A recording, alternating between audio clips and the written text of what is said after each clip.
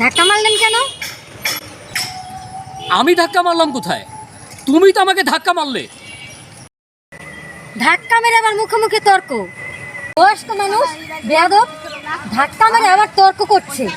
আরে আমি ধাক্কা মারলাম কোথায় তোমাকে? তুমি তো আমাকে ধাক্কা মারলে। আমি ধাক্কা মেরেছি? হ্যাঁ, আপনি তো আমাকে ধাক্কা মারলেন। আমি ধাক্কা মারলাম কোথায় তোমাকে?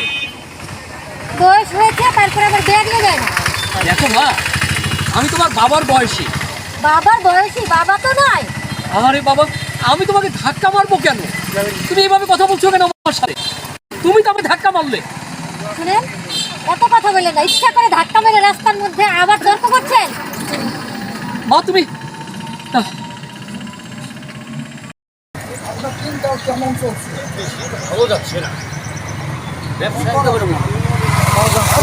ভাই, আপনার মেয়ে নাকি জিনিসে খেয়াল করেন তো। মতল ভাই, আপনার মেয়ের মতো লাগে। চল তো সেকেন্দার ভাই, কি হচ্ছে জিনিসটা দেখি। আসেন তো। এই আপনাদের মতো মানুষদের জন্য সমাজের এই অবস্থা। ইচ্ছা করে। বাবা তুমি? হ্যাঁ আমি। তোমার এত অধপতন হয়েছে? একটা বৃদ্ধ বয়সী লোককে তুমি, দূর থেকে তো সবই দেখলাম, একটা বৃদ্ধ বয়সী লোককে তুমি ধাক্কা দিলে ইচ্ছা করে, আবার তাকে আবল তাবল বলছো। লজ্জা করে না তোমার? মনি, তুমি কাজটা ভালো করো নাই। আসলে আপনার মেয়ে ইচ্ছা করে আমাকে ধাক্কাটি মেরেছে।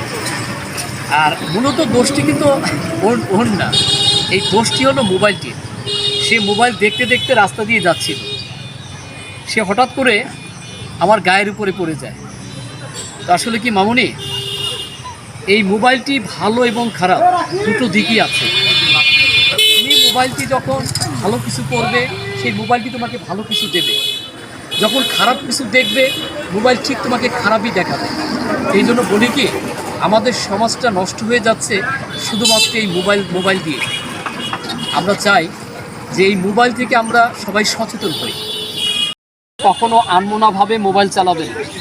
যে কোনো সময় একটি দুর্ঘটনা ঘটে যেতে পারে, একটি গাড়ি এসে তোমার উপর দিয়ে চলে যেতে পারে, তোমার জীবনটি শেষ হয়ে যেতে পারে। তাহলে আমরা রাস্তাঘাটে আনমনাভাবে কখনোই মোবাইল চালাবো না। ঠিক আছে ভাই, আসি ভাই, আসি। আসসালামু আলাইকুম। আসি মামনি, আসি ভাই।